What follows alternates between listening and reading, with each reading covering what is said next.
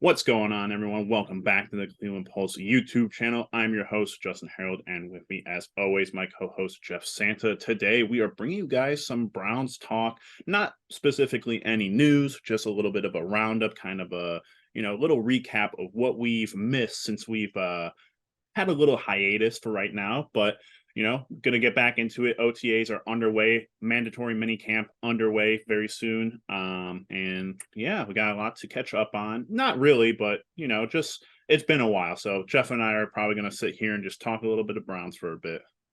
Listen, that's those now it's 17 weeks. The season is 17 weeks long. Those are the longest 17 weeks of the year, regardless of what's going on. So bear Very bear true. bear with us. Been off for a couple of weeks, Not much going on. Couple of things that maybe we might have missed, but we're gonna talk about them today. Oh yeah. And Jeff and I typically we're not the conspiracy theorists that, are always every day on Twitter thinking, hey, there's DeAndre Hopkins out there, but by the Right. seams of things, not going to land with the Browns. I don't even think that at this point they're really going to entertain it, probably because of the money. I think there's interest there, but I don't think that the money works out. And I don't really think that there's a huge need, especially when we are going to go and talk about the depth at that wide receiver position. However, an addition that we haven't talked about, which was a pretty significant one and one that I love, is the acquisition of Za'Darius Smith for a 2025 sixth-round pick and a 2025 seventh-round pick from the Vikings in exchange for a 2024 fifth-round pick and a 2025 fifth-round pick, essentially swapping absolutely nothing for an amazing pass rusher, a former Pro Bowler pass rusher from the Packers that went to Minnesota and now is here in Cleveland. Jeff, I know we didn't really get to talk a lot about this when it happened. I know we've sent a couple messages back and forth about interesting stuff that they've already done with him, but just talk a little bit about your thoughts at the time and now with this move. So what I really enjoy about this move is that, first of all, this is definitely the best player in at like the current time that Miles has played with. Maybe Clowney that first year, but I don't think so. It's just as far as the numbers go. My second point, you get Dalvin Tomlinson from that defensive line too. So you have a new defensive coordinator, Jim Schwartz, but he now has two guys from that defensive line who has seen success as recent as last year for the most part. So they could go to him. This is what worked. This is what didn't work. How can those two guys and Miles maximize the most out of the defensive line? Obviously, the popular talking points are going to remain. You can't double team Miles. Who are you going to double team is the biggest question. And what I enjoy at the end of the day is that this move reminds me of the 2020 defensive line. You had Miles, of course. You had really good play from Clowney. You had exquisitely good value play from a guy like Tack McKinley. We're officially back to that. You had decent defensive tackles, decent defensive tackles plays. Smith, Miles, and now what is Ogbo going to be able to do? What is Alex Wright going to be able to do? It just takes the pressure off of everybody else. My only concern at the end of the day, he didn't really play the second half of the year last year. He's got some injury problems, a little bit older, but they're defensive ends, they all are going to get banged up. So it is what it is. And even Jadeveon Clowney, in that year, Right. and very great point, Chef, especially, bringing in Double O to talk about, and, something that we had shared tweets about, going back into our history here. And I believe you sent this to me, or I sent this to you on May 12th from Ben Axel Lord. Love this for the Browns. Not only is Smith still a productive player, I think, and I'm not going to pronounce his name, he spells it out here, but Double O becomes even more valuable as a third pass rusher. Following that, you sent on May 13th, Browns love the idea of lining up Za'Darius Smith up on the interior alongside Dalvin Tomlinson and letting him rush from the inside with Miles and Ogbo on each edge. Going back to your point about that 2020 year when you had Sheldon Richardson, you had Myles Garrett, you had Takk McKinley, and you had Jadeveon Clowney, you saw Jadeveon slide into that defensive tackle position and play a pass rusher, but also play a very good run stopper position, out of sorts. And so you made Takk McKinley look like Jadeveon Clowney, putting him up against the weakest, tackle, whoever that might have been, and having Miles, do his thing, which now I think if you compare the guys that we talked about, for a one-for-one basis, I think you upgraded at both positions. I think that Za'Darius is a more competent pass rusher and a more consistent pass rusher than Clowney was. I think Clowney was more of a, burst kind of guy where you get 2 sacks out of him in a game and then it'd be like, okay, the next 2 games you don't get anything, you get or you get rushes, but you don't really get the stats to go along with it. And then Ogbo and Takk McKinley. You haven't heard anything from Takk McKinley since he was here in Cleveland, and Ogbo has had some good exposure in Houston.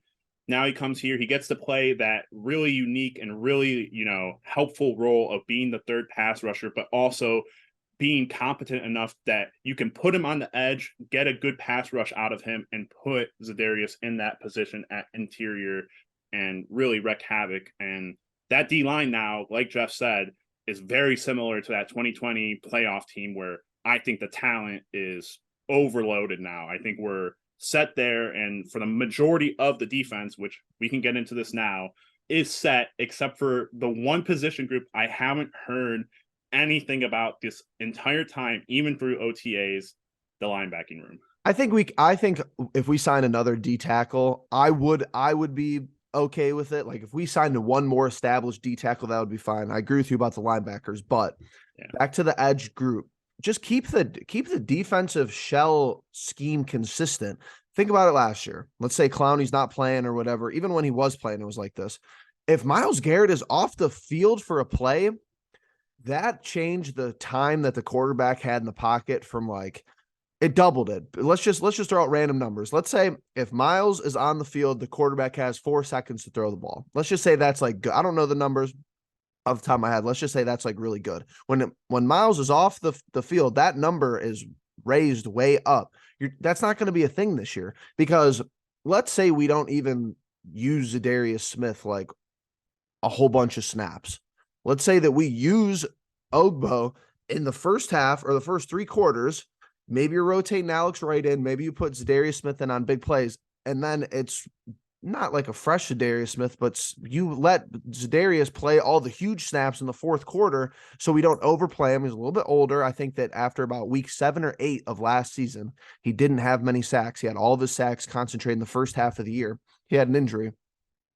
But it's now the pass rush is going to be consistent where you don't have plays where even if Myles is off the field, where the offensive line is not going to be able to take reps off, because that's how it was last year. No push from the D tackles. Clowney not very good. Let's say Myles is off the field. Who are you relying on? Perrion Winfrey, Alex Wright. You're not relying on those guys anymore. Those guys are the 3rd or 4th option in some cases, and it was a couple offseason moves to get the job done. And me and you talked about that all year.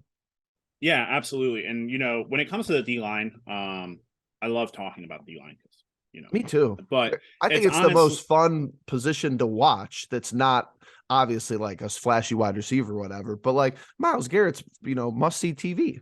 Absolutely. And when you're talking about who we had at defensive tackle for the past 3 years, ever since we let go of Sheldon Richardson, it's been horrid. It's been awful. And Ogunjobi, those are your 2 best guys the last half decade. Okay, both Malik's, whatever, whoever these scrubs were, whatever. Tommy Togiai, not going to cut it. Sorry. Well, yeah, and I completely forgot. You lost both Richardson and Ogunjobi in the same year. That's why it's been so horrid. You couldn't retain one of them, but but now you got Dalvin Tomlinson, and it doesn't really matter who your 4th guy is on that D line, because the first 3 are so good and you have interchangeable players. You know, it's okay to play guys out of position on the defensive line as long as they're competent, like Za'Darius Smith, who has done that before. So I'm not really worried about the defensive tackle because I think they went out, they signed some plug and play guys like Maurice Hurst, who has a little bit of, Right. playability and whatnot. They drafted the kid out of Oregon, right? Sika. Ika, Yeah. yeah, Ika. right. So, But that's what I'm um, saying. Last year, we're throwing stuff at the wall because we needed to. Now, with right. this roster, you're throwing stuff at the wall because let's just say one person is playing above value. It's going to be an incredible position group. Yeah, I think that, in my personal opinion, when you talk roster comp, and this is where it can get a little bit muddied, but I think, when you go back to that 2020 team and the playoff team, you go and you look at rosters the year after, everyone was thinking much improved. You went out, you replaced Sendejo, you replaced multitudes of That is positions true. and got bigger name guys at certain positions and thought, hey, Anthony Walker's, John Johnson's, all those guys, players that had phenomenal years before they came to us and then kind of didn't work out, maybe because of Joe Woods, very, very likely.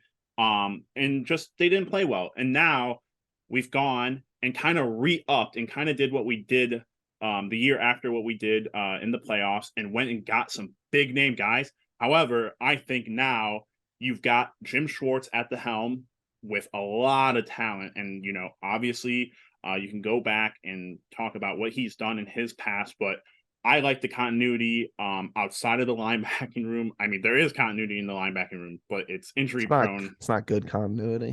It's injury prone continuity, and that'll probably have to be fixed. But I think nowadays you would consider the linebacking position the weakest or the least important of most teams' defenses. Who knows? Maybe I'm wrong in that opinion, but when you're looking at this roster, Christ, we haven't even gotten to offense yet because we don't really need to. It's been the same for the most part for every year at the positions of running back and linebacker, offensive line, and tight end. When you go out, you get Jordan Akins to, have a little bit of a complement piece for Deshaun Watson.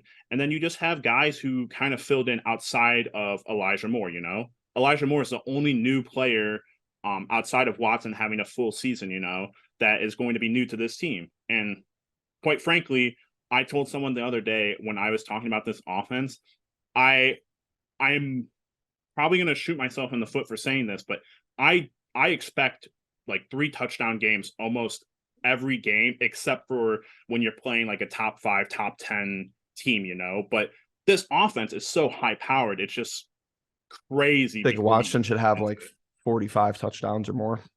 You would hope that this is like a career year for him. This is the don't best. know when's the last time. I mean, I'd have to look at I don't know, man. I agree with you, like perfect world, but you know how the stupid AFC North is. Just does not work like that. Like we're gonna have to win games where he only throws 1 touchdown. But and you can look at the Bengals as like an example of like high powered names at important positions, but at the same time they didn't win a lot of games by multiple touchdowns or even put up consistently 21 points. But my thing with this offense, the offensive line has been so consistently top 5, top 10 for the last 4 years. And Nick Chubb, obviously top 5 every year he's been in the league as a starter. And now you got Jerome Ford backing him up instead of Kareem Hunt. I'm looking forward to that specifically. Me too. And then Elijah Moore, the new guy on the block. I think I'll raise my hand. When this trade happened, I didn't love it. I was not a fan of it. I didn't think that it was the greatest move. I'm starting to come into it a lot more, especially because he chose 8 as his jersey number. But I am starting to hear a lot more about that connection that he's already developed. I think that's the one I'm hearing the most of right now, Jeff. Between Watson and anyone, those are the most videos that I see online. Try not to fall into the OTA video trap where who knows, what the heck, you could have been 9 bad passes in a row and then there's 1 dime. But that's really quickly that what we just talked about on the defensive side. And I know the money probably doesn't work and it's not all cut and dry, but that's my Hopkins argument is that but at the end of the day, I think DPJ is a lot further along than some of these guys on our defensive line who would have had to step up in a huge way if we didn't make all these moves. So I get why it's not a necessary move, but if you bring Hopkins in, now everybody just bumps down a level where if you want to run packages with a bunch of wide receivers, Elijah Moore is getting the worst cornerback on the other team. DPJ is getting the worst cornerback on the other team. What I'm curious about, because I've heard the playbook is totally different. Who knows whatever that means.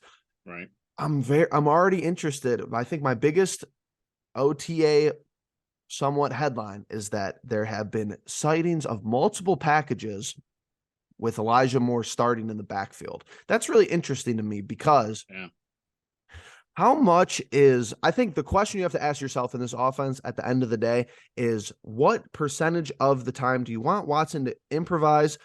What percentage of the time do you want him to be like a running quarterback?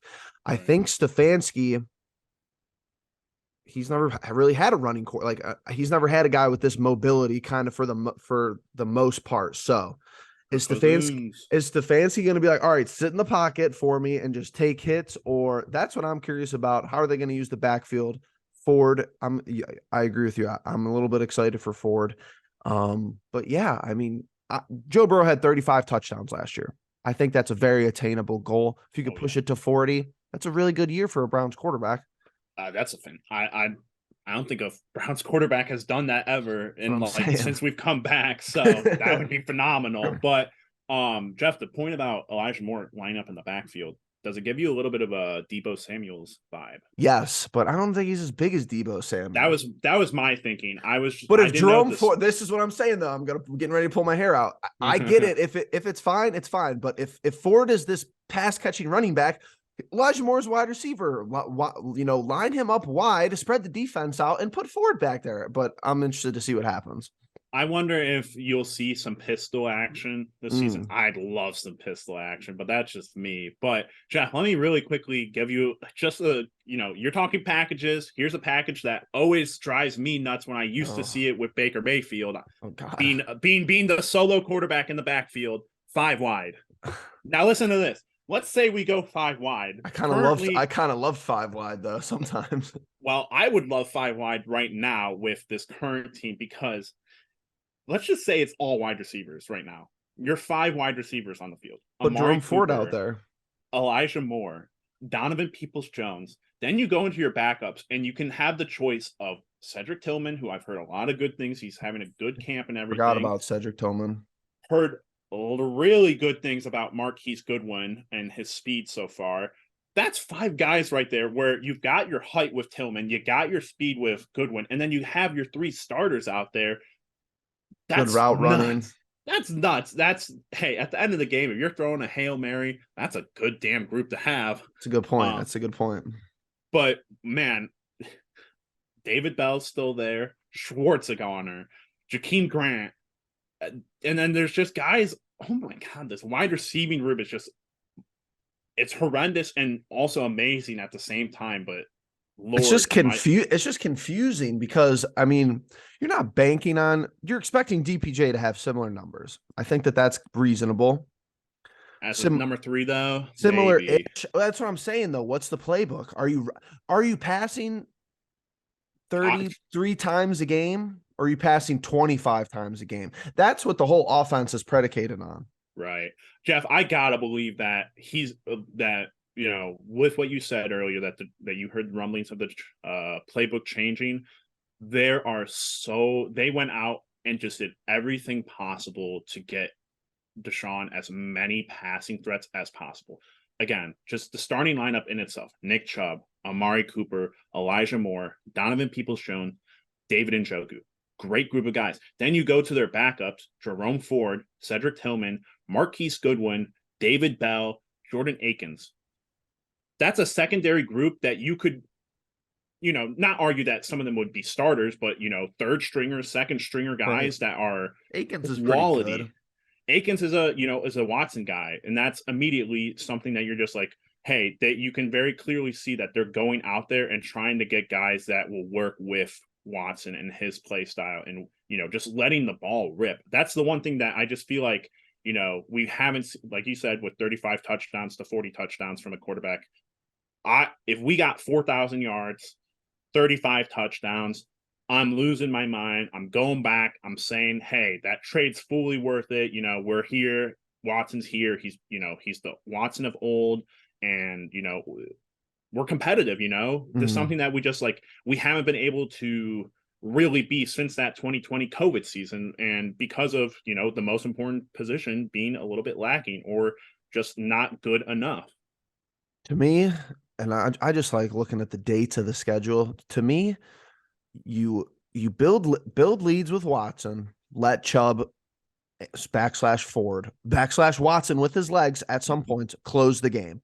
Let Right. Chubb close the game and pass heavy the first half, first three quarters, and be aggressive with the passing the first half of the season, because that's when you're going to get the best weather. We know we're going to have games where the weather's bad. I think November 5th, Cardinals at Browns, Cleveland Browns Stadium, that's probably your first chance where you're going to get bad weather. So you have 2, 4, 6, you have 7 games before that in the regular season where you're like expected good weather. It's August or September. It might be a little bit colder in October, but it's not going to be snowing yet. Whatever. That's my thing, is just make sure we see what we have early on in the year. Make sure that you could get leads. I want leads, and I want leads extended with the quarterback position. And then you just pound the ball and kind of run them into the ground into the third and fourth quarter. Yeah, something that, we've never really been able to build leads and kind of do that thing that everyone, begs Stefanski to do, which is just run the ball more in the third and fourth quarters. But, when you're playing up one score, you're not really in the, position to run it out and just, play conservative like that. Sure. So, again, we're going to have a little bit of a break again, probably for Browns news, unless Hopkins news breaks about the Browns. But, Jeff, I'm super excited for the season. Oh It's yeah. fastly, maybe not fast enough, but it's approaching. Do you have anything else before we call this one a quits? I'll give the new dog logo Ooh. 6.8 out of 10. I got to see it on merch. Seen it on the New Era hat. Looked kind of stupid, but Yeah, I'm trying to pull it up. nothing happens like this besides Cleveland, where they give the fans a vote and the fans are like, no, this logo sucks. This logo is better. This doesn't happen. I'm convinced this doesn't happen anywhere else. Like, we're why don't just go with the elf and just go? Everyone, I've never seen anybody who's like, oh, I hate that elf. Like, just go with the elf. It's fine. I don't know I don't know if this is something that's like, New? Are they gonna do this every year?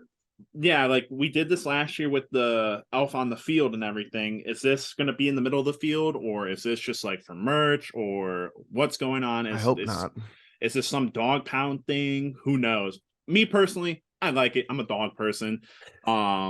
I give it a 9 out of 10. Oh, He's a good looking boy. he looks scary. Look, At least they he didn't looks, pick like the animated one, I guess.